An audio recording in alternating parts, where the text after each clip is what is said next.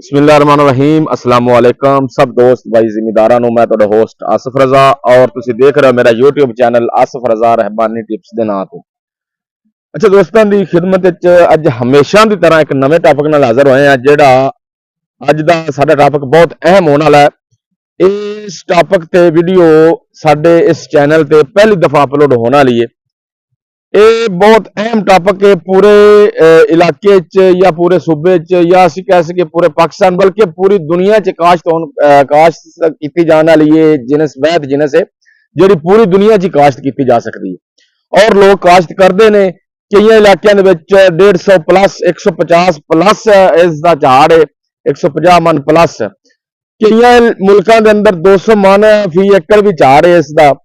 ਉਹ ਅੱਜ ਤੋਂ ਕੋਈ 10 12 ਸਾਲ 15 ਸਾਲ ਪਹਿਲੇ ਜਦੋਂ ਅਸਾਂ ਇਸ ਫੀਲਡ ਦੇ ਵਿੱਚ ਕਦਮ ਰੱਖਿਆ ਇਸ ਫੀਲਡ ਵਿੱਚ ਆਏ ਸੁਣੀਦਾ ਸੀ ਕਿ ਫਲਾਂ ਮੁਲਕ ਜਿਹੜਾ ਉਹ 150 ਮਨ ਪਲੱਸ ਐਵਰੇਜ ਲੈ ਰਿਹਾ ਹੈ, ਫਲਾਂ ਮੁਲਕ 200 ਮਨ ਐਵਰੇਜ ਲੈ ਰਿਹਾ ਫੀ ਏਕੜ। ਉਸ ਟਾਈਮ ਇਹ ਗੱਲ ਬੜੀ ਅਜੀਬ ਲੱਗਦੀ ਸੀ ਯਾਰ ਇੰਨੀ ਐਵਰੇਜ ਵੀ ਹੋ ਸਕਦੀ ਹੈ। ਹੁਣ ਸਾਡਾ ਕਾਸ਼ਤਕਾਰ ਹੈ ਸਾਡੇ ਇਸ ਇਲਾਕੇ ਦਾ ਪਾਕਿਸਤਾਨ ਦਾ ਕਾਸ਼ਤਕਾਰ ਵੀ ਇੰਨਾ ਜਦੀਦ ਹੋ ਗਿਆ ਕਿ 135 50 ਮਨ ਐਵਰੇਜ ਜਿਹੜੀ ਹੈ ਉਹ ਆਮ ਰੂਟੀਨ ਵਾਈਜ਼ ਆ ਰਹੀ ਹੈ ਔਰ ਲੋਕ ਲੈ ਰਹੇ ਨੇ। ਅਸੀਂ ਇਸ ਐਵਰੇਜ ਨੂੰ ਕਿਸ ਤਰ੍ਹਾਂ ਵਧਾ ਸਕਦੇ ਹਾਂ? ਅੱਜ ਅਸੀਂ ਖਸੂਸੀ ਦਾਅਵਤ ਦਿੱਤੀ ਹੈ ਜਨਾਬ ਮਲਿਕ ਜ਼ੈਦ ਸਾਹਿਬ ਨੇ ਜਿਹੜੇ MSc ਐਗਰੀਕਲਚਰ ਨੇ ਬੈਰ ਕੰਪਨੀ ਦੇ ਅੰਦਰ ਆਪਣੇ ਫਰਜ਼ ਸਾਰ ਅੰਜਾਮ ਦੇ ਰਹੇ ਨੇ। ਉਹਨਾਂ ਦਾ ਤਜਰਬਾ ਦੋਸਤਾਂ ਨਾਲ ਸ਼ੇਅਰ ਕਰਾਂਗੇ। ਖਸੂਸੀ ਤੌਰ ਤੇ ਅਸੀਂ ਉਹਨਾਂ ਨੂੰ ਮਦੂ ਕੀਤਾ ਹੈ ਫਫੂੰਦੀ ਕਸ਼ ਜ਼ਹਿਰ ਕਿਸ ਤਰ੍ਹਾਂ ਲਗਾਣਾ ਹੈ ਤੇ ਕਿਵੇਂ ਲਗਾਣਾ ਹੈ, ਕਿੰਨਾ ਜ਼ਰੂਰੀ ਹੈ ਕਿੰਨਾ ਅਹਿਮ ਹੈ ਇਸ ਫੀਲਡ ਵਾਸਤੇ। ਇਸ ਦੇ ਉੱਪਰ ਜੜੀ ਬੂਟੀਆਂ ਖਸੂਸੀ ਤੌਰ ਤੇ ਜੜੀ ਬੂਟੀਆਂ ਦਾ ਕੰਟਰੋਲ ਜਿਹੜਾ ਉਗਣ ਤੋਂ ਪਹਿਲੇ ਸੀ ਇਸ ਦਾ ਕੰਟਰੋਲ ਕਿਸ ਤਰ੍ਹਾਂ ਕਰ ਸਕਨੇ ਆ ਔਰ ਇਸ ਤੋਂ ਬਾਅਦ ਫਾਲ ਆਰਮੀ ਵਰਮ ਵਾਸਤੇ ਅਸੀਂ ਕੀ ਇhtiyati ਤਦਾਬੀਰ ਇਖਤਿਆਰ ਕਰਨੀ ਹੈ, ਕਿਹੜਾ ਜ਼ਹਿਰ ਇਸਤੇਮਾਲ ਕਰਨਾ ਹੈ, ਇਹ ਸਾਰੀਆਂ ਗੱਲਾਂ ਸਾਡੇ ਟਾਪਿਕ ਦਾ ਹਿੱਸਾ ਹੋਣਗੀਆਂ। ਅਸੀਂ ਇਨਸ਼ਾਅੱਲਾ ਦਾਵਤ ਦੇਵਾਂਗੇ ਮਲਿਕ ਜ਼ੈਦ ਸਾਹਿਬ ਨੂੰ। ਇਹ ਬਹੁਤ ਅਹਿਮ ਮੀਟਿੰਗ ਹੋਣ ਵਾਲੀ ਹੈ, ਬਹੁਤ ਇੰਪੋਰਟੈਂਟ ਮੀਟਿੰਗ ਹੋਣ ਵਾਲੀ ਹੈ। ਇਸ ਨੂੰ ਗੌਰ ਨਾਲ ਸੁਣਨਾ ਹੈ। ਥੋੜੀ ਜੀ ਲੰਬੀ ਵੀਡੀਓ ਜ਼ਰੂਰ ਹੋਏਗੀ ਲੇਕਿन इंशाअल्लाह सबक अमूज होएगी। इनू सुन के कुछ ना कुछ फायदा जरूर मिलेगा। तो टॉपिक लाने तो पहले मैं दोस्तों को रिक्वेस्ट करांगा जेडे दोस्त नवे आए मेरे चैनल पे सब्सक्राइब कर लैन, बेल आइकन का बटन दबा दें ताकि ताज़ा और अच्छी वीडियो दोस्तों तक पहुंच जान और उन्होंने कुछ ना कुछ फायदा हो जाए वीडियो देख के। आओ तारफ कराने जनाब तारफ मलिक ज़ैद साहब दे ज़बानी सुनने हैं, बाकी मजीद उन्होंने दी गल्लां दोस्तों नाल शेयर करने हैं। दोस्तों अस्सलाम वालेकुम, मेरा नाम मलिक ज़ाहिर हसन है। MSc एग्रीकल्चर मेरी तालीम और मैं बायर दे विच टैरिटी सेल्स मैनेजर के तौर पर गल कर रहा। दोस्तों अज की जी असी गलबात करांगे ये मकई के हवाले नाल होएगी कि मकई के जिहड़े जिहड़े मसले आंदे आ और उन्हां दा की हल आ। ਇਹਦੇ ਚ ਸਭ ਤੋਂ ਪਹਿਲਾਂ ਜਿਹੜਾ ਅਸੀਂ ਸਟਾਰਟ ਲਵਾਂਗੇ ਉਹ ਬੀਜ ਨੂੰ ਜਿਹੜੀ ਅਸੀਂ ਦਵਾਈ ਲਗਾਉਂਦੇ ਹਾਂ ਹੁਮਰੇ ਉਸ ਦੇ ਹਵਾਲੇ ਨਾਲ ਗੱਲ ਕਰਾਂਗੇ।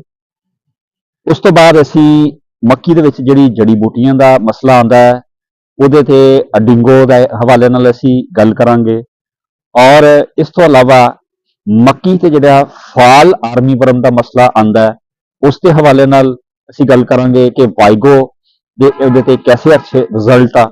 ਉਸ ਤੋਂ ਬਾਅਦ ਇੱਕ ਸਾਡਾ ਪ੍ਰੋਡਕਟ ਹੈ ਬਾਇਰ ਦਾ ਅੰਬੀਸ਼ਨ, ਉਹਦੇ ਹਵਾਲੇ ਨਾਲ ਅਸੀਂ ਗੱਲ ਕਰਾਂਗੇ ਕਿ ਉਹਦੇ 'ਚ ਅਮਾਈਨੋ ਐਸਿਡ ਆ, ਉਹਦੇ 'ਚ ਹੋਰ ਜਿਹੜੇ ਚੀਜ਼ਾਂ ਹੈ ਨੇ ਕਿ ਉਹਦਾ ਫਸਲ ਤੇ ਸਾਨੂੰ ਕੀ ਫਾਇਦਾ ਹੋਏਗਾ। ਦੋਸਤੋ ਇਹ ਜਿਹੜੀ ਮੀਟਿੰਗ ਹੈ ਇਹ ਬਹੁਤ ਹੀ ਅਹਿਮ ਆ। ਕਿਉਂ ਮੈਂ ਅਹਿਮ ਆ? ਕਿਉਂਕਿ ਸਾਡੀ ਮਕਈ ਦੀ ਫਸਲ ਜਿਹੜੀ ਹੈ ਇਹ ਬੜੀ ਕੀਮਤੀ ਹੈ, ਬੜੀ ਮਹਿੰਗੀ ਫਸਲ ਆ ਔਰ ਮੈਂ तमाम ਦੋਸਤਾਂ ਨੂੰ ਜ਼ਿਮੀਂਦਾਰ ਭਰਾਵਾਂ ਨੂੰ ਇਹ ਇਲਤਮਾਸ ਕਰਾਂਗਾ ਕਿ ਇਸ ਮੀਟਿੰਗ ਨੂੰ बड़ी तवज्जो नाल सुनना और दिलचस्पी नाल सुनना। दोस्तों जिस तरह मैं अगे गल की कि अज की ये मीटिंग स्पैशली मक्की के हवाले नाल मैं मीटिंग करना दोस्तों को पता है कि मैं लंबी चौड़ी गल कोई नहीं करता, टू दी पॉइंट जिहड़ी साडे भरावां नूं याद भी हो जाए। हर बंदे दा इक अपना स्टाइल हुंदा, मेरा स्टाइल यही है। लेकिन अज की जिहड़ी मीटिंग है बजाय इसके मैं ये ज्यादा गल्लां सुनावां, इहदे च 2-3 सवाल आ मेरे। कोई ऐसे दोस्त जिहड़े गुज़श्ता 2 साल तो अडिंगो इस्तेमाल कर रहे हो या जिन्होंने पिछले साल अडिंगो इस्तेमाल की हो, मैं गल दोस्तों को समझावांगा। जिहड़ी मैं गल करांगा इंशाअल्लाह 100% तुहाडी फसल महफूज रहेगी। ਇੱਕ ਪੱਤਾ ਵੀ ਉਹਦੇ ਨਾਲ ਪੀਲਾ ਨਹੀਂ ਹੋਏਗਾ, ਫਸਲ ਰੁਕੇਗੀ ਨਹੀਂ, ਡੈਮੇਜ ਨਹੀਂ ਹੋਏਗੀ। ਬੀ ਨੂੰ ਦਵਾਈ ਕਿਉਂ ਲਾਣੀ ਹੈ? ਵਜ੍ਹਾ ਕਿਉਂ ਅਸੀਂ ਬੀ ਨੂੰ ਦਵਾਈ ਲਗਾਵਾਂਗੇ? ਬਿਲਕੁਲ ਠੀਕ। ਦੇਖੋ ਆ ਜਿਹੜੀ ਹੁਮਰੇ ਹੈ ਨਾ, ਇਹਦਾ ਮਕਸਦ ਕੀ ਆ? ਇਹ ਕਿਉਂ ਅਸੀਂ ਪੈਸੇ ਖਰਚ ਕਰਨੇ ਆ? ਅੱਜ ਕੱਲ ਦੀ ਜਿਹੜੀ ਬਹਾਰੀਆ ਮੱਕੀ ਆ, ਜਿਸ ਵੇਲੇ ਤੁਸੀਂ ਇਹਦਾ ਹੁਣ ਬੀਜ ਲਗਾ ਦੇਣਾ ਹੈ, ਚਾਹੇ ਹੱਥ ਨਾਲ ਲਗਾਓ ਚਾਹੇ ਡਰਿਲ ਨਾਲ ਲਗਾਓ, ਔਰ ਜਿਵੇਂ ਦਾ ਮੌਸਮ ਬਣਿਆ 10-15 ਦਿਨ ਤੋਂ ਪਹਿਲੇ ਬੀ ਬਾਹਰ ਨਹੀਂ ਆਏਗਾ। ਆਇਆ ਉਹ ਜਿਹੜੇ 10-15 ਦਿਨ ਨੇ ਜ਼ਮੀਨ ਦੇ ਵਿੱਚ, ਉਹਦੇ 'ਚ ਬੀ ਗਲਣ ਦਾ ਖਦਸ਼ਾ ਨਹੀਂ ਹੈ? ਹੈ ਆ? ਬੀ ਖਰਾਬ ਹੋ ਸਕਦਾ ਹੈ? ਹੋ ਸਕਦਾ ਹੈ ਨਾ। ਔਰ ਉਸ ਤੋਂ ਬਾਅਦ ਜਿਸ ਵੇਲੇ ਪੌਦਾ ਜ਼ਮੀਨ ਚੋਂ ਬਾਹਰ ਨਿਕਲਦਾ ਹੈ, ਅਕਸਰ ਇਹ ਦੇਖਿਆ ਗਿਆ ਹੈ ਕਿ ਕੰਪਲ ਦੀ ਮੱਖੀ ਦਾ ਹਮਲਾ ਹੋ ਜਾਂਦਾ। ਉਹਦੀ ਨਿਸ਼ਾਨੀ ਕੀ ਹੈ? ਜਦੋਂ ਪੱਤਾ ਬਾਹਰ ਨਿਕਲੇਗਾ, 2-3 ਜਾਂ 4 ਪੱਤੇ ਦੀ ਹਾਲਤ 'ਚ ਪੌਦਾ ਹੋਏਗਾ, ਪੌਦਾ ਰੱਸੀ ਤਰ੍ਹਾਂ ਵਲਿਆ ਹੋਏਗਾ। ਇੱਕ ਚੀਜ਼ ਜ਼ਿਹਨ 'ਚ ਰੱਖਣਾ ਕਿ ਜਿਹੜਾ ਪੌਦਾ ਇਸ ਤਰ੍ਹਾਂ ਵਲਿਆ ਹੋਏਗਾ ਨਾ, ਉਹਦਾ ਜਿਹੜਾ ਪੌਦਾ ਵੱਡਾ ਹੋ ਕੇ ਉਹਨੂੰ ਸਿੱਟਾ ਨਹੀਂ ਲੱਗੇਗਾ। ਮੈਂ ਅਕਸਰ ਮੀਟਿੰਗਾਂ 'ਚ ਕਹਿੰਦਾ ਹੁੰਦਾ ਕਿ ਉਹ ਪੌਦਾ ਖੁਸਰਾ ਹੋਏਗਾ। ਅੱਛਾ, ਅੱਛੀ ਪੈਦਾਵਾਰ ਲੈਣ ਵਾਸਤੇ ਪੌਦੇ ਦੀ ਤਾਦਾਦ ਪੂਰੀ ਹੋਣੀ ਜ਼ਰੂਰੀ ਹੈ ਕਿ ਨਹੀਂ? ਕਿੰਨੀ ਚਾਹੀਦੀ ਹੈ ਮੱਕੀ ਤੇ?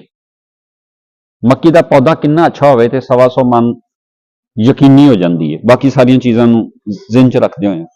ਜੀ ਹਾਂਜੀ, ਬਿਲਕੁਲ। ਅੱਛੀ ਪੈਦਾਵਾਰ ਲੈਣ ਵਾਸਤੇ ਮਕਈ ਦਾ 32-33 ਹਜ਼ਾਰ ਪੌਦਾ ਹੋਣਾ ਜ਼ਰੂਰੀ ਆ। ਠੀਕ ਹੈ। ਔਰ ਉਹ ਇਸ ਤਾਦਾਦ ਨੂੰ ਪੂਰਾ ਕਰਨ ਵਾਸਤੇ ਬੀਜ ਨੂੰ ਦਵਾਈ ਬਹੁਤ ਜ਼ਰੂਰੀ ਆ, ਤਾਂ ਕਿ ਜ਼ਮੀਨ ਦੇ ਵਿੱਚ ਵੀ ਸਾਡਾ ਕੋਈ ਬੀਜ ਆਇਆ ਨਾ ਹੋਵੇ, ਉਹਦੇ ਤੇ ਕੋਈ ਬਿਮਾਰੀ ਹਮਲਾ ਨਾ ਕਰੇ, ਔਰ ਕੰਪਲ ਦੀ ਮੱਖੀ ਵੀ ਸਾਡੇ ਨੁਕਸਾਨ ਨਾ ਕਰੇ। ਕਦੇ ਅੰਦਾਜ਼ਾ ਲਗਾਓ ਕਿ 32-33 ਹਜ਼ਾਰ ਦੇ ਵਿੱਚੋਂ ਅਗਰ ਤੁਹਾਡਾ 1000 ਪੌਦਾ ਵੀ ਜ਼ਾਇਆ ਹੋ ਜਾਏ, ਕੀ ਹੋਏਗਾ? ਯਾਰ ਹੋਰ ਕੁਝ ਨਹੀਂ ਤੇ ਕੋਈ 10 ਮਣ ਮਕਈ ਗਈ ਕਿ ਨਹੀਂ ਗਈ? ਔਰ ਇੱਕ ਚੀਜ਼ ਹੋਰ ਦੇਖੀ ਗਈ ਹੈ, ਇਹ ਸਾਰੇ ਲੋਕ ਜਿਹੜੇ ਪੁਰਾਣੇ ਮਕਈ ਲਗਾਉਣ ਵਾਲੇ ਨੇ, ਕਿ ਮਕਈ ਦੇ ਜਿੰਨੇ ਮਰਜ਼ੀ ਤੁਸੀਂ ਨਾਗੇ ਲਗਾ ਲਓ, ਹਾਂਜੀ, ਨਹੀਂ ਰਲਦਾ। ਠੀਕ ਹੈ।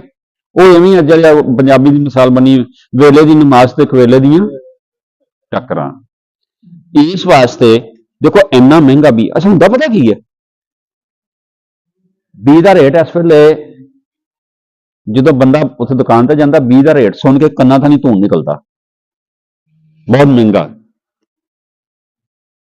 ਔਰ ਅਸਲ ਮਰਹਲਾ ਜਿਹੜਾ ਸ਼ੁਰੂ ਹੁੰਦਾ ਹੈ ਕਿ ਬੀ ਅਸੀਂ ਇੰਨਾ ਮਹਿੰਗਾ ਇਸਤੇਮਾਲ ਕਰ ਲਿਆ, ਇੰਨਾ ਮਹਿੰਗਾ ਖਰੀਦ ਰਿਹਾ, ਤੇ ਜਿਸ ਵੇਲੇ ਅਗਲਾ ਦਵਾਈ ਦਾ ਮਰਹਲਾ ਆਉਂਦਾ, ਉੱਥੇ ਅਸੀਂ ਬਚਤ ਕਰਨੀ ਹੈ। ਬਰਾਏ ਮਿਹਰਬਾਨੀ ਇਵੇਂ ਨਾ ਕਰੋ।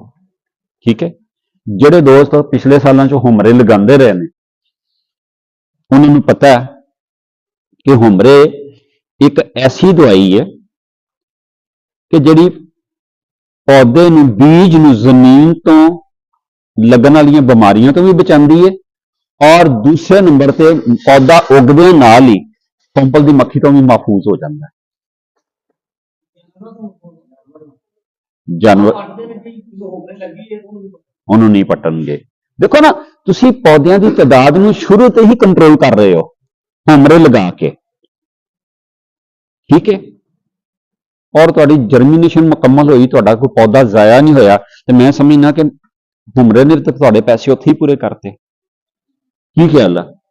ਇਸ ਤਰ੍ਹਾਂ ਹੀ ਇਹ 200 ml ਦੀ ਸ਼ੀਸ਼ੀ ਆ, 2290 ਰੁਪਏ ਦਾ ਰੇਟ ਹੈ। ਇਹਦਾ ਮਤਲਬ ਚਲੋ 1250 ਰੁਪਏ ਤੁਸੀਂ ਕਿੱਲੇ ਦਾ ਖਰਚਾ ਕਰ ਲਓ।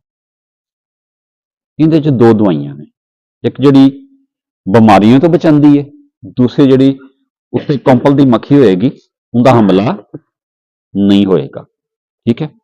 ਔਰ ਜਿੰਨੇ ਵੀ ਮੇਰੇ ਭਰਾ ਬੈਠੇ ਨੇ ਜਿਹੜੇ ਮੱਕੀ ਲਗਾਉਣਾ ਚਾਹੁੰਦੇ ਆ, ਬਰਾਏ ਮਿਹਰਬਾਨੀ ਅਸੀਂ ਇੰਨੀ ਕੋਈ ਗੁਜ਼ਾਰਿਸ਼ ਕਰਾਂਗੇ ਕਿ ਜਿੱਥੇ ਇੰਨਾ ਮਹਿੰਗਾ ਬੀਜ ਖਰੀਦਦੇ ਹੋ, ਇੱਥੇ ਦਵਾਈ ਤੇ ਕੰਪਰੋਮਾਈਜ਼ ਬਰਾਏ ਮਿਹਰਬਾਨੀ ਨਾ ਕਰਿਆ ਜਾਏ।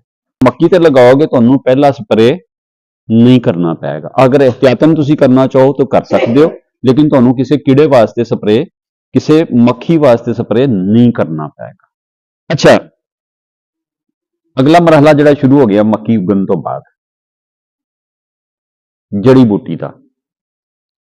ਹੁਣ ਸਾਡੇ ਕੋਲ ਦੋ ਤਰੀਕੇ ਨੇ, ਜਾਂ ਤਾਂ ਜੜੀ ਬੂਟੀ ਨੂੰ ਉਗਾ ਕੇ ਮਾਰ ਲਈਏ ਤੇ ਜਾਂ ਜੜੀ ਬੂਟੀ ਨੂੰ ਉਗਣ ਹੀ ਨਾ ਦਈਏ। ਕਿਹੜਾ ਜ਼ਿਆਦਾ ਅੱਛਾ ਹੈ? ਹਾਂਜੀ, ਉਗਣ ਹੀ ਨਾ ਦਈਏ। ਦੇਖੋ, ਜਿਹੜੀ ਵੀ ਜੜੀ ਬੂਟੀ ਉੱਥੋਂ ਉਗਣੀ ਹੈ ਉਹਨੇ ਜ਼ਾਹਰ ਇੱਕ ਖਾਦ ਪਾਣੀ ਤੇ ਲੈਣਾ ਹੀ ਲੈਣਾ ਹੈ, ਖੁਰਾਕ ਖਾਣੀ ਹੈ ਉਹਨੇ, ਠੀਕ ਹੈ। ਔਰ ਅਕਲਮੰਦੀ ਇਹ ਹੀ ਹੈ, ਠੀਕ ਹੈ।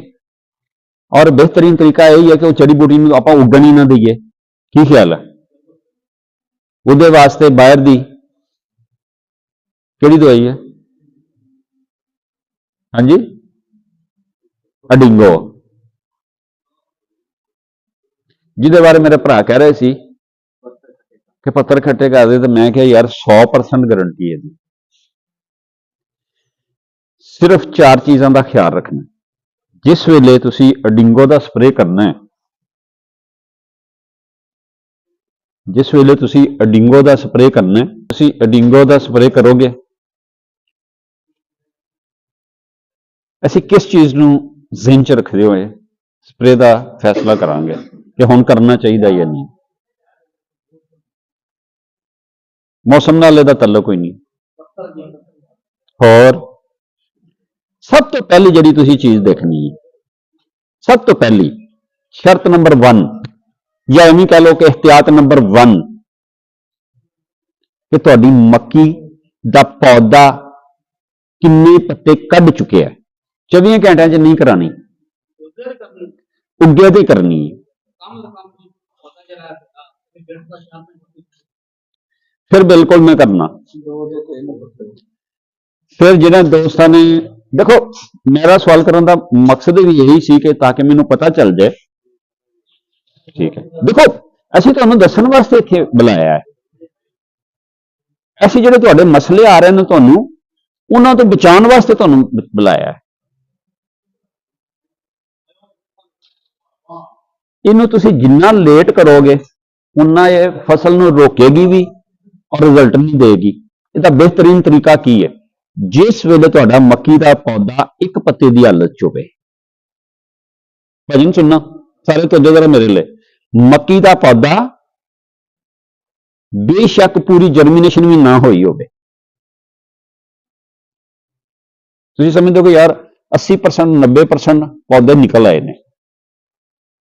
ਪਿਛਲੇ 2 ਸਾਲਾਂ ਦਾ ਜਿਹੜਾ ਅਸੀਂ ਇਹਨੂੰ ਕਰਵਾ ਕੇ ਦੇਖਿਆ, ਪਹਿਲੇ ਪੱਤੇ ਇੱਕ ਪੱਤਾ ਹੋਏਗਾ, ਐਕਸੀਲੈਂਟ ਰਿਜ਼ਲਟ ਹੋਏਗਾ। ਔਰ ਮੈਂ ਤੁਹਾਨੂੰ ਗਰੰਟੀ ਦਿੰਦਾ, ਇਸ ਚੀਜ਼ ਦੀ ਜ਼ਿੰਮੇਵਾਰੀ ਲੈਣਾ ਕਿ ਮੱਕੀ ਦਾ ਬੀ ਪੂਰਾ ਉੱਗੇਗਾ। ਜਿਹੜੇ ਪੌਦੇ ਉੱਗ ਚੁੱਕੇ ਨੇ ਉਹਨਾਂ ਤੇ ਜ਼ਰਾ ਜਿੰਨੀ ਵੀ ਸਟ੍ਰੈਸ ਨਹੀਂ ਆਏਗੀ। ਕਿਉਂ ਭਾਜੀ? ਸਾਰੇ ਵੀ ਤੁਸੀਂ ਇਵੇਂ ਕੀਤਾ ਸੀ ਪਿਛਲੇ ਸਾਲ। 2 ਪੱਤੇ ਦੀ ਹਾਲਤ 'ਚ ਕਰੋਗੇ, ਤੁਹਾਨੂੰ ਉੱਥੇ ਥੋੜਾ ਜਿਹਾ ਪ੍ਰੋਬਲਮ ਆ ਸਕਦਾ ਹੈ ਕੰਟਰੋਲ ਦੇ ਹਵਾਲੇ ਨਾਲ, ਸਟ੍ਰੈਸ ਫਿਰ ਵੀ ਨਹੀਂ ਦੇਗੀ। 3 ਪੱਤੇ ਦੀ ਹਾਲਤ 'ਚ ਕਰੋਗੇ, ਮੱਕੀ ਦੀ ਗੱਲ ਕਰ ਰਹੇ ਹਾਂ, ਮੱਕੀ ਦੀ ਗੱਲ ਕਰ ਰਹੇ ਹਾਂ ਕਿ ਅਗਰ ਮੱਕੀ ਦਾ ਪੌਦਾ 3 ਪੱਤੇ ਦੀ ਹਾਲਤ 'ਚ ਹੈ, ਤੁਸੀਂ ਉਹਨੂੰ ਸਪਰੇਅ ਕਰਵਾਓਗੇ, ਉੱਥੇ ਵੀ ਤੁਹਾਨੂੰ ਚੱਸ ਨਹੀਂ ਆਏਗਾ, ਉੱਥੇ ਵੀ ਤੁਹਾਨੂੰ ਇਹਦਾ ਚੱਸ ਨਹੀਂ ਆਏਗਾ। ਔਰ 3 ਪੱਤੇ ਦੀ ਹਾਲਤ ਤੋਂ ਬਾਅਦ ਤੇ ਆਪਣੇ ਆਪ ਨੂੰ ਜਿਹੜਾ ਨਾ ਸਮਝ ਲਓ ਕਿ ਇਹਨੂੰ ਸਪਰੇਅ ਕਰਨਾ ਗੁਨਾਹ ਹੈ। ਔਰ ਉਸ ਸਟੇਜ ਤੇ ਜਿਸ ਵੇਲੇ ਅਸੀਂ ਇਹਨੂੰ ਸਪਰੇਅ ਕਰਨਾ, ਵੱਤਰ ਕੇ ਜਾ ਹੋਣਾ ਚਾਹੀਦਾ, ਵੱਤਰ ਤਾਰ ਹੋਣਾ ਚਾਹੀਦਾ, ਗਿੱਲਾ ਵੱਤਰ, ਚਿੱਕੜ ਹੋਵੇ। 120 ਲੀਟਰ ਪਾਣੀ ਲਗਾਉਣਾ ਹੈ, ਕੱਟ ਵਾਲੇ ਫੁਹਾਰੇ ਨਾਲ ਸਪਰੇਅ ਕਰਨਾ ਹੈ। ਔਰ 5ਵੇਂ ਦਿਨ 6ਵੇਂ ਦਿਨ ਤੁਸੀਂ ਦੁਬਾਰਾ ਉੱਥੇ ਪਾਣੀ ਲਗਾ ਸਕਦੇ ਹੋ। ਅੱਛਾ, ਹੁਣ ਕਈਆਂ ਦੋਸਤਾਂ ਦੇ ਜ਼ਿਹਨ 'ਚ ਹੋਏਗਾ ਕਿ ਜੜੀ ਬੂਟੀ ਮੱਕੀ ਤਾਂ ਪੂਰੀ ਉੱਗੀ ਨਹੀਂ ਤੇ ਜੜੀ ਬੂਟੀ ਉੱਗੇਗੀ ਨਹੀਂ, ਕਿਉਂ ਜੀ? ਦੁਬਾਰਾ ਫਿਰ ਸਪਰੇਅ ਕਰਨਾ ਪਏਗਾ? ਨਹੀਂ, ਇਹ ਐਸੀ ਦਵਾਈ ਹੈ ਕਿ ਜਿਹੜੀ ਜੜੀ ਬੂਟੀ ਕੋਈ ਨਿਕਲਦੀ ਪਈ ਹੋਏਗੀ ਜਾਂ ਬੀ ਪੁੰਗ ਰਿਹਾ ਹੋਏਗਾ ਥੱਲੇ, ਉਹਨੂੰ ਉੱਥੇ ਹੀ ਖਤਮ ਕਰ ਦੇਗੀ। ਜਾਂ वक्ती तौर पर बी थोड़ा जिहा मूँह बाहर कढ़ेगा, पौधा मूँह उत्थे सुकना शुरू हो जाएगा, और जिहड़ा बी बाद च निकलना है ये उन्होंने उगन ही नहीं देगी, यानी कि जड़ी जड़ी बूटी को थोड़ी बहुत निकली होगी उन्होंने भी खत्म कर देगी और अगों मजीद निकलन ही नहीं देगी। ठीक हो गया। सिर्फ एक चीज का ज़हन च रखना है कि मक्की का पौधा सूईनुमा बेशक होवे, तुहानूं इंतहाई शानदार रिजल्ट मिलेगा। जरा जिन्नी 100% जिहड़ी है ना तुहाडी फसल महफूज होएगी, स्ट्रैस तो कोई पत्ता पीला नहीं होएगा, कोई पत्ता सड़ेगा नहीं, मक्की की बढ़ोतरी ते कोई बुरा असर नहीं पैगा। इस चीज़ की मैं तुहानूं जिम्मेदारी दिना, गारंटी दिना।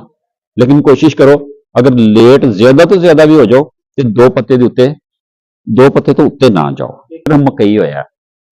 और एक चीज होर जिहड़ी बहुत ही ज्यादा जरूरी है, मुहब्बत बूटी या बाद दफा अपने इस इलाके च उन्होंने कंजर घाह भी कहते हैं, ये वाह दवाई है मार्केट च जिहड़ी उन्होंने 100% कंट्रोल करती। एक स्वांक आ जिहदे उत्ते सिट्टा जिहा लगदा ते ठीक है ना, ठीक है, उन्होंने डंगर भी नहीं खाते। और जो लेबर लगाने हैं वो तड़ाई नहीं करती, उनकी कंड बहुत वड्डदी है। ठीक है, ये उन्होंने मुकम्मल तौर पर 100% इसका रिजल्ट है उससे। ठीक है, कोशिश ये करनी है कि जो भी इन स्प्रे करो वत्तर तार हो, कट वाला फुहारा लगा के एक एक या दो दो खेला ये देख लेना, हाथ नहीं हिलाना, 120 लीटर पानी पूरा कर लेना।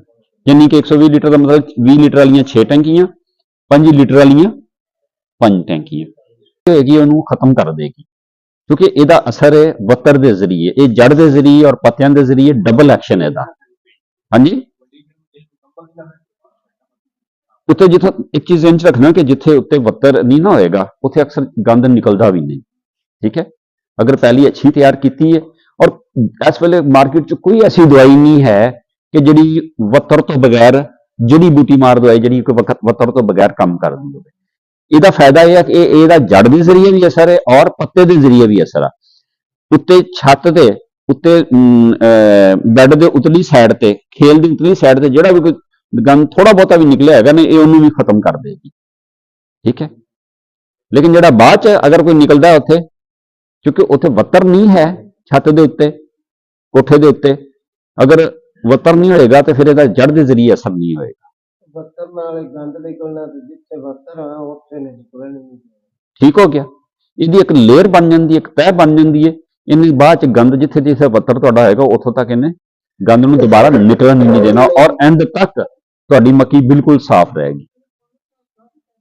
हाँ जी, नहीं फ्लड नहीं करनी, नहीं जी फ्लड नहीं करनी।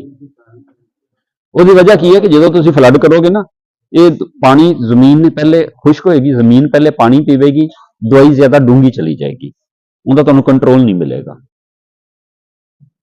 ये चूंकि वत्तर असीं इस वास्ते कहने हैं कि वत्तर ते करनी है, तर वत्तर ते करनी, उस वेले जमीन पानी पी चुकी होती है।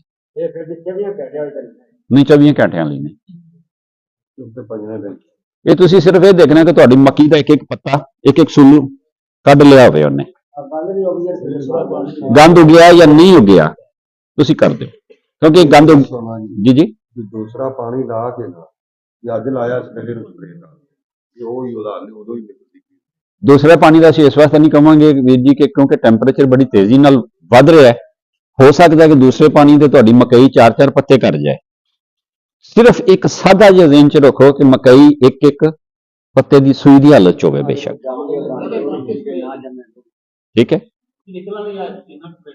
हाँ ठीक है, तो जाहिर है कि वो उत्थे तुसीं देख लो कि तुहाडा उस वेले पहला पानी लगेगा या दूसरा लगेगा। मेरा ख्याल दूसरा पानी लग जाएगा। बहरहाल तुसीं सिर्फ यही ज़हन च रखना है कि तुहाडी मकई का जमा दूसरे की पहले पानी तो गल करांगे ना, सारे दोस्त कंफ्यूज हो जाएंगे। ठीक हो गया, कोई इहदे बारे कोई सवाल? अच्छा, एक छोटा जिहा मैसेज मकई की खाद का। कोशिश करो कि जिहड़े दोस्त मकई लगा रहे हैं DAP कम से कम एक बोरी थले जरूर पाया जी। ਅਗਰ ਅੱਛਾ ਰਿਜ਼ਲਟ ਲੈਣਾ ਚਾਹੁੰਦੇ ਹੋ। ਹਾਂਜੀ, ਇਹ ਪਾਣੀ ਪੈਂਦੀ ਹੁੰਦੀ ਹੈ। ਇਹ ਹਰ ਜ਼ਿਮੀਂਦਾਰੀ ਪਾਣਾ ਹੈ। ਕਿਹੜੇ? ਮੈਂ ਥੱਲੇ ਇੱਕ ਡੀਏਪੀ ਹਾਂ, ਆਓ ਲਾਜ਼ਮੀ ਪਾਣੀ। ਔਰ ਲਾਜ਼ਮੀ ਅਕਸਰ ਦੋਸਤ ਕੀ ਕਰਦੇ ਨੇ, ਉਹ ਕਹਿੰਦੇ ਨੇ ਅੱਛਾ ਥੱਲੇ ਨਹੀਂ ਪਾਈ ਤੇ ਉੱਤੇ ਪਾ ਲਾਂਗਾ, ਉਹਦਾ ਕੋਈ ਇੰਨਾ ਜ਼ਿਆਦਾ ਫਾਇਦਾ ਨਹੀਂ ਮਿਲੇਗਾ ਸਾਨੂੰ। ਉਹਦਾ ਠੀਕ ਹੈ। ਕੋਈ ਮੰਨਦਾ ਕਿ ਨਾ। ਔਰ ਕੋਸ਼ਿਸ਼ ਕਰੋ ਕਿ ਜਿਹੜੀ ਯੂਰੀਆ ਹੈ, ਪਹਿਲੀ ਬੋਰੀ ਜਿਹੜੀ ਇਹਨੂੰ ਤੁਸੀਂ ਉਸ ਵੇਲੇ ਲਗਾਓ ਜਿਸ ਵੇਲੇ ਤੁਹਾਡਾ ਮੱਕੀ ਦਾ ਪੌਦਾ ਗਿੱਟੇ ਦੇ ਬਰਾਬਰ ਹੋਵੇ। 4 ਬੋਰੀਆਂ ਤੋਂ ਵੱਧ ਨਹੀਂ ਲਗਾਉਣੀਆਂ ਯੂਰੀਆ ਦੀਆਂ ਉੱਤੇ। ਗਿੱਟਾ, ਗੋਡਾ, ਲੱਕ ਤੇ ਮੋਢਾ, ਇਹ 4 ਉਹ ਸਟੇਜ ਨੇ ਜਿੱਥੇ ਤੁਹਾਨੂੰ ਮੱਕੀ ਦੇ ਯੂਰੀਆ ਲਾਉਣ ਦਾ ਪੂਰਾ ਫਾਇਦਾ ਮਿਲੇਗਾ ਔਰ ਤੁਹਾਡੀ ਖਾਦ ਜ਼ਾਇਆ ਨਹੀਂ ਜਾਏਗੀ। ਲੇਕਿਨ ਕੋਸ਼ਿਸ਼ ਕਰੋ ਕਿ ਪਹਿਲੇ ਪਾਣੀ ਤੇ ਜਾਂ ਪਹਿਲੇ ਜਦੋਂ ਤੁਸੀਂ ਪਹਿਲੀ ਯੂਰੀਆ ਜਿਹੜੀ ਲਗਾਉਂਦੇ ਆ, ਪਹਿਲੀ ਜਿਹੜੀ ਯੂਰੀਆ ਲਗਾਉਂਦੇ ਉਹਦੇ ਨਾਲ ਜ਼ਿੰਕ ਜ਼ਰੂਰ ਪਾਓ। ਔਰ ਜ਼ਿੰਕ ਤੇ ਡੀਏਪੀ ਜੀ ਸਲਫਰ ਵੀ ਪਾ ਸਕਦੇ ਹੋ, ਲੇਕਿਨ ਕੋਸ਼ਿਸ਼ ਕਰੋ ਕਿ ਪਹਿਲੇ ਜਿੱਥੇ ਯੂਰੀਆ ਪਾਉਂਦੇ ਹੋ ਉੱਥੇ ਜ਼ਿੰਕ ਜ਼ਰੂਰ ਪਾਓ ਨਾਲ, ਕਿਉਂਕਿ ਸਾਡੀਆਂ ਜ਼ਮੀਨਾਂ 'ਚ ਜ਼ਿੰਕ ਦੀ ਕਮੀ ਹੈ। ਔਰ ਬਾਅਦ ਦਫਾ ਤੁਸੀਂ ਦੇਖਦੇ ਹੋ ਕਿ ਪੱਤੇ ਤੇ ਇਸ ਤਰ੍ਹਾਂ ਦੀਆਂ ਲਕੀਰਾਂ ਪੈ ਜਾਂਦੀਆਂ ਨੇ, ਉਹ ਜ਼ਿੰਕ ਦੀ ਕਮੀ ਹੁੰਦੀ ਹੈ, ਨਿਸ਼ਾਨੀ ਹੁੰਦੀ ਹੈ। ਔਰ ਜਿੱਥੇ ਜ਼ਿੰਕ ਦੀ ਕਮੀ ਆ, ਕਿਸੇ ਵੀ ਕੰਪਨੀ ਦਾ ਜ਼ਿੰਕ ਲੈ ਲਓ, ਬਾਹਰ ਕੋਲ ਜ਼ਿੰਕ ਨਹੀਂ ਹੈ ਇਸ ਵਾਸਤੇ ਅਸੀਂ ਇਹ ਨਹੀਂ ਕਹਿੰਦੇ। ਹਾਂ, ਬਾਹਰ ਦਾ ਸਲਫਰ ਆ ਗਿਆ, ਉਹ ਤੁਸੀਂ ਕਿਲੋ ਪੈਕਿੰਗ 'ਚੋਂ ਤੁਸੀਂ ਇਸਤੇਮਾਲ ਕਰਨਾ ਚਾਹੋ ਕਰ ਸਕਦੇ, ਬਹੁਤ ਅੱਛੇ ਰਿਜ਼ਲਟ ਨੇ, ਬਹੁਤ ਹੀ ਜ਼ਬਰਦਸਤ ਉਹਦੇ ਰਿਜ਼ਲਟ ਆ। ਅੱਗੇ ਮਸਲਾ ਆਏਗਾ ਫਾਲ ਆਰਮੀ ਵਾਰਮ ਦਾ। ਪਿਛਲੇ ਸਾਲ ਕੋਈ ਦੋਸਤਾਂ ਨੇ ਮੱਕੀ ਤੇ ਕੀਤੀ ਅਜ਼ਮਾਈ, ਕੈਸੇ ਰਿਜ਼ਲਟ ਆ? ਜਿੱਥੇ ਤੁਸੀਂ ਵਾਈਗੋ ਇਸਤੇਮਾਲ ਕਰ ਲਓਗੇ ਤੁਹਾਨੂੰ ਉੱਥੇ ਜ਼ਰੂਰਤ ਨਹੀਂ ਰਹੇਗੀ, ਤੁਹਾਨੂੰ ਉੱਥੇ ਜ਼ਰੂਰਤ ਨਹੀਂ ਰਹੇਗੀ ਦਾਣੇਦਾਰ ਦੀ। ਔਰ ਜਿੱਥੇ ਵੀ ਤੁਸੀਂ ਇਹ ਇਸਤੇਮਾਲ ਵਾਈਗੋ ਕਰਨੀ,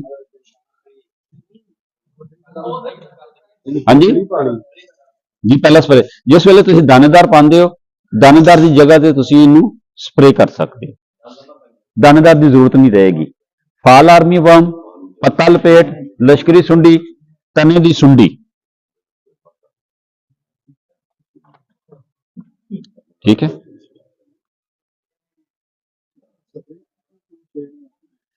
ਠੀਕ ਹੈ, ਕੋਸ਼ਿਸ਼ ਕਰਨਾ ਕਿ ਇਹਨੂੰ ਦਾਣੇਦਾਰ ਦੇ ਨਾਲ ਮਿਕਸ ਨਾ ਕਰਨਾ।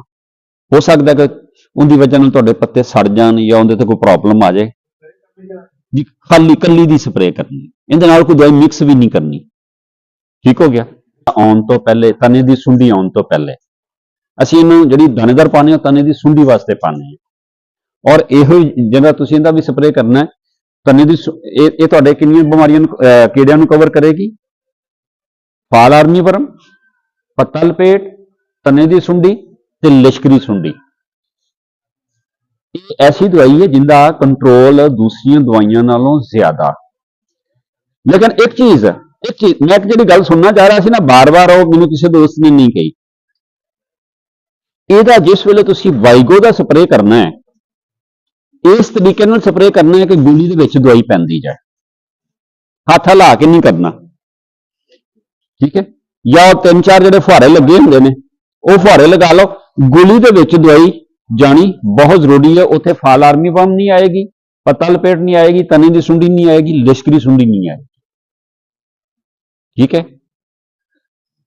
ਇਹ ਭਜਨ ਨੇ ਜਿਹੜੀ ਗੱਲ ਕੀਤੀ ਉਹ ਬਿਲਕੁਲ ਠੀਕ ਕੀਤੀ ਹੈ, ਇਸ ਲਿਹਾਜ਼ ਨਾਲ ਕਿ ਅਗਰ ਅਸੀਂ ਸਿਰਫ ਦਿਲ ਦੇ ਇਤਮਾਨਾਨ ਵਾਸਤੇ ਯਾਰ ਅਸੀਂ ਸਪਰੇਅ ਕਰ ਲਈਏ, ਦਾਣੇਦਾਰ ਪਾਏ ਤੇ ਠੀਕ ਹੈ, ਨਹੀਂ।